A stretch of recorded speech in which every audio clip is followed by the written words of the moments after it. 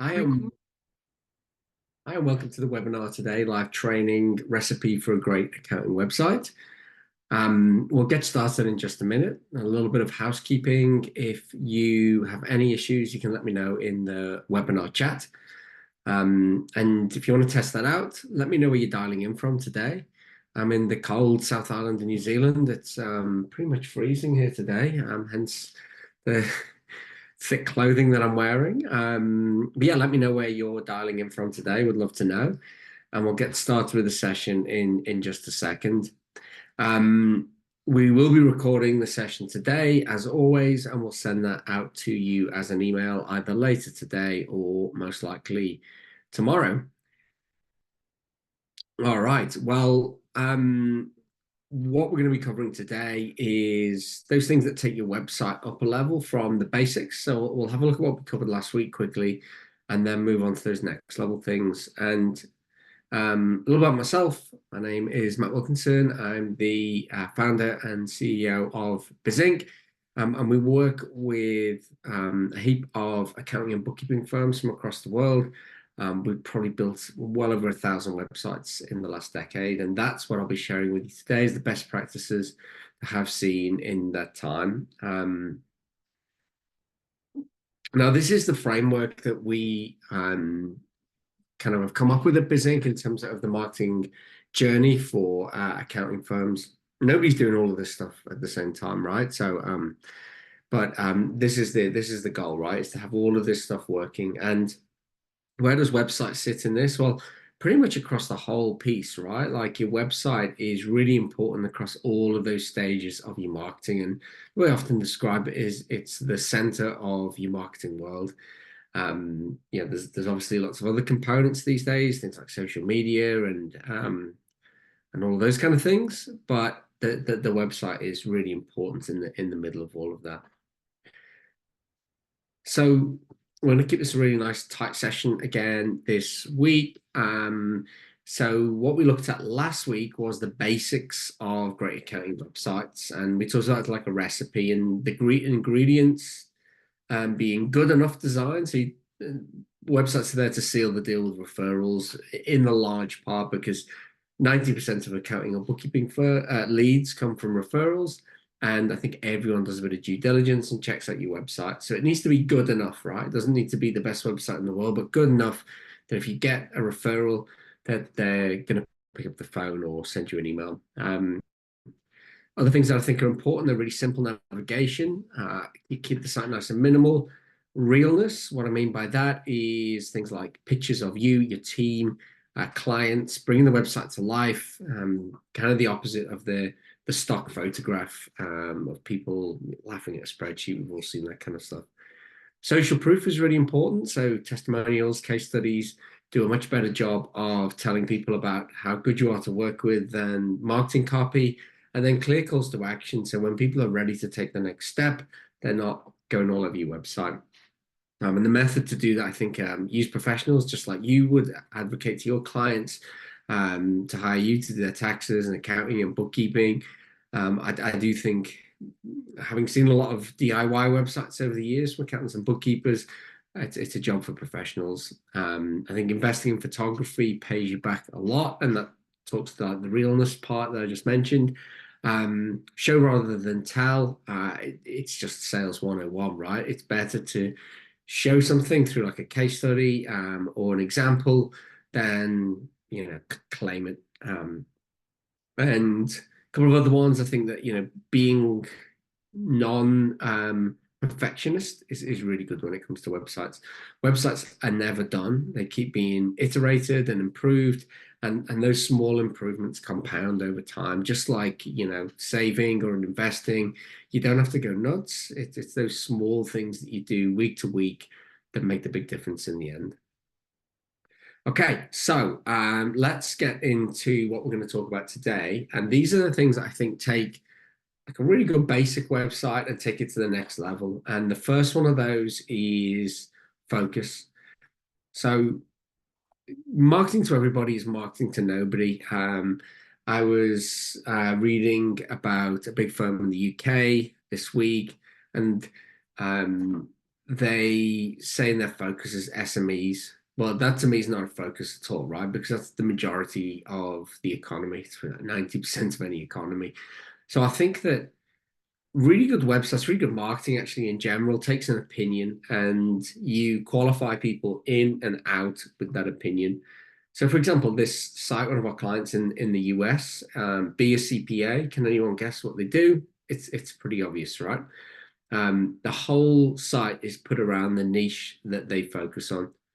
Now, I don't think it needs to be an industry niche necessarily that you need to put your website around, but having focus so that you are talking to your ideal client and not trying to talk to everybody, I think that is really, really important.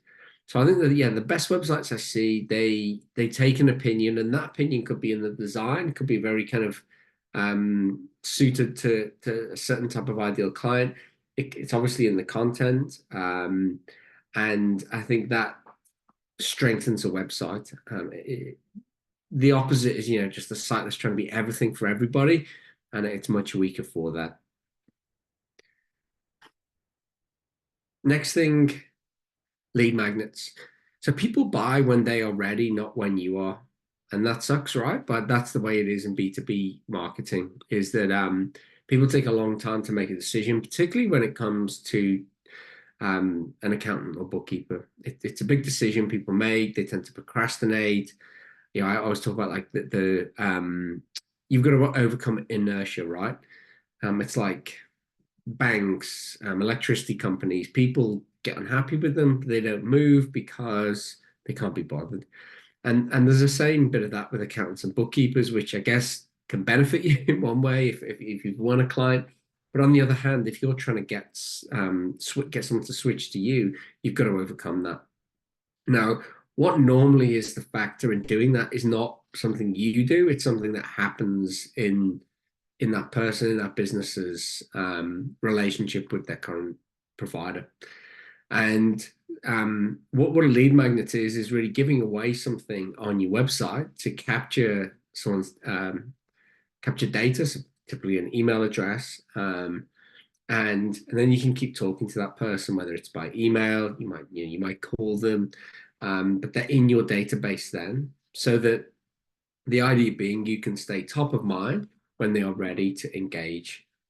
And it's not that much more sophisticated than that, but I think that a lot of firms don't do this. And so that's why I put it in the next level side of things. This is an example of one. One of our clients, a construction business, cash flow tips.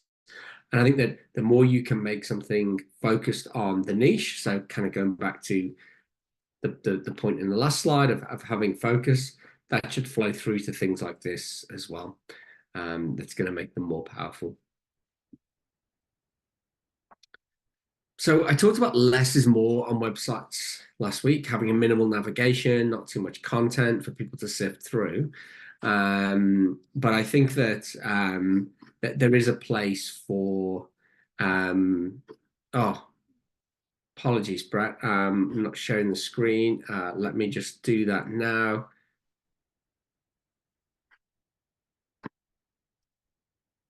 Thank you for letting me know. Hopefully you can see that okay now.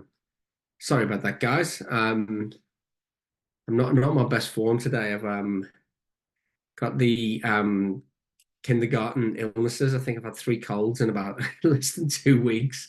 So I'm not on my best form. So I apologize for that, not sharing it. Like, look, what you've not missed much in terms of the visual side of it. We've been talking about the focus side. This is Be a CPA that I mentioned. Lead magnets, so like this one for Empower, which is one of our clients, their cash flow ebook, which they use as a lead magnet. And then I'm going to talk about hidden depths, right? So I talked last week about simple websites work well, and I don't deviate from that position, but I think there is a place for depth of content on your website, and that would be the blog, in my opinion. That's the best place to do that. So lots of reasons to have blogs on your website. I mean, again, following through, if you have like a niche or a focus, it's a really great place to put that content so that when someone from that, let's say it's a certain industry, hits your website, they can see that, it's a show rather than tell thing that I keep saying. You're showing them that you are actually an expert rather than just telling them that.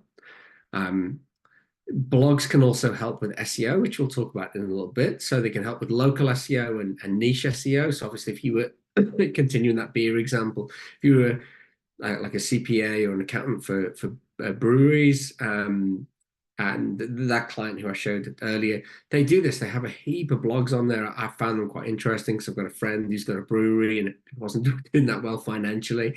Some of the tips were like, the way to make money is have a like a pub or a bar attached.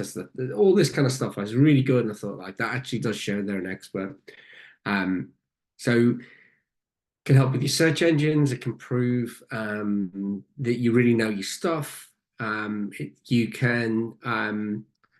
repurpose for social media, right? So like when I talked about your website being the center of your online world, you can do something on your blog and then post that through to whether it's Facebook, LinkedIn, different platforms like that. Now, we provide blogs for all of our clients, but you've also got things now like ChatGPT, right? So I don't think what comes out of there in terms of the writing style is that good, but in terms of getting information together, really good content planning tool. So you could go in there and be like, hey, I'll keep using my same example of a CPA for breweries. That's what I do. Can you give me 20 ideas for blog posts on financial aspects of running a brewery? And I'll come back with something. And I would guess that probably 15 out of 20 of them would be okay. And then you can ask it to work that up into a bigger blog. And then, you might need to rewrite that a little bit to get your style. But I think that there's a real place on like next level websites to have a regular blog, maybe once a week. You're getting content out there, and that is going to help in lots of different ways. Somewhat extending that concept is having a resource library. So I think that really good websites do have resources on them. So beyond just blog posts, you can really take your website from being a brochure into a resource, and that can be a resource maybe for non-clients, but definitely for clients. So have things on there. Like this is an example of one of our clients. They've got we provide content for them on all different kind of topics around growing, selling, managing a business, things like cash flow templates and things like that. So really useful resources that you can direct clients back to. And I think people expect some of that stuff to be on an accounting firm website, right? And so rather than, emailing people an attachment, you can be, say they need help with cash flow, you can send them a cash flow template, you can send them a business plan template. And I think that stuff's really important. Again, if we take that focus idea through with if you were talking to an industry niche, there's heaps of stuff you can do there. I'm thinking of one website in Canada called pilot.com. It might be American actually. And they work with tech startups. So they've got things like burn down rate calculators and that kind of thing, which is very relevant to that niche in their resources. So I think the focus again elevates that. And the final part is SEO. Now, I'm going to start this by saying I hate talking about SEO for accountants and bookkeepers. It's such a misunderstood topic, and I think that generally it would be lower down on my list of marketing tactics to focus on, certainly below things like email and social. But the best websites do pay some regard to SEO and some where it makes sense, I think, to do a lot in that space. So my advice would be, like, if you want to really learn about that from accounting perspective, we've got a guide which I'm going to drop in the chat here, and we'll send that out in the email afterwards. There's really two things to look at there. If you're a mainly local business, then local SEO, accountant, whatever your area is, bookkeeper, whatever your area is going to be important. And having content like relevant to that is important. So, having pages on your website that talk about, you doing bookkeeping in wherever you're based, that's going to get you a long way the way there. Um, it's not quite your website, but your Google My Business listing is pretty important in that. We have a free audit you can take there. So I've dropped that in the chat as well. That can definitely help you. And then obviously getting things like good reviews on there as well. But yeah, that local search piece, it depends, right? Like if you're in a small town like I live in, not that hard to rank well. The bigger kind of place you get into, the harder it gets, which then maybe like focusing on niche keywords makes more sense. So what I mean by that would be, again, using the beer brewing example, would be stuff that people in that industry would be searching for. One that came I thought was quite interesting of that recently was someone told me that in Queensland and Australia that people have to get like, a bit like construction companies need to get like a financial fitness audit. I can't remember the exact name of it, but they get accountants to do this thing. So if people are searching for like a problem, they're probably going to search accountant for breweries or accountant for builders or whatever. But if they've got like a challenge or a problem that you help with, they're the kind of things that can work really well in terms of search that wouldn't just be in your local area. It could be national, even international, right? I talked to another guy in Australia actually last week, and his niche is fringe benefits tax for not-for-profits. Now that's a proper niche, by the way. That is a real proper niche. And they have certain things they've got to do, and they probably search for that stuff as well. So that's where I think next level websites, if you've got that focus and you've got really good content around that focus area, that brings the search stuff into play as well. And that's it. Like I'm a big fan of keeping things simple, and I don't think that you need any more than those things on your website. So we talked about the basic stuff just before. I'd add in there that focus. I think focus is really important in your marketing, full stop. Having a lead magnet could be an ebook, could be a course, could be an interactive tool, something like that. Something that people hit in your site who aren't quite ready to engage you, but they will give their email address, means you can keep talking to them. And those hidden depths on the website of a blog, a regularly updated blog, and a resource library as well. And again, the more you can focus those on something rather than small businesses, the better. So I think if you do all of those things, you're giving yourself the best chance of having a great website. That my note at the end would be websites don't generate leads, you and your marketing do that. So I think that maybe aside from that SEO piece, to get people to your website, you generally have to push them there, whether that's social media, email, and things like that. That's how those things work. And the method for doing all of those, just the same as I said before, like using professionals, whether that's to build the site, to do SEO. I think those things are really important. There's a place for DIY, but I think in my experience, not with websites. It doesn't come out that well. Now we do a free website audit. I'm going to drop the link for that in the chat. We'll check out your site and give you some recommendations. Completely free. Takes like a couple of seconds to put your domain and your details in. So that's worth a look. If you're not already a client and you want a website, I'd love to chat to you about that. We've got all kinds of different packages, and I guess the key thing is we're trying to save you time. That's the most precious commodity. So if you're interested in that, I'll put the link to book a meeting with me in the chat, and I would love to talk to you. But promise to keep these sessions nice and short. But I'm happy to stick around for some questions. So I hope you found that content useful. Apologize for not sharing their screen at the start. We'll be sending out the recording, as I mentioned, tomorrow or possibly later today. Depends how we can get that processed. But yeah, happy to stick around for a few minutes and answer any questions if you if you have them. You can use the Q&A or the chat to do that.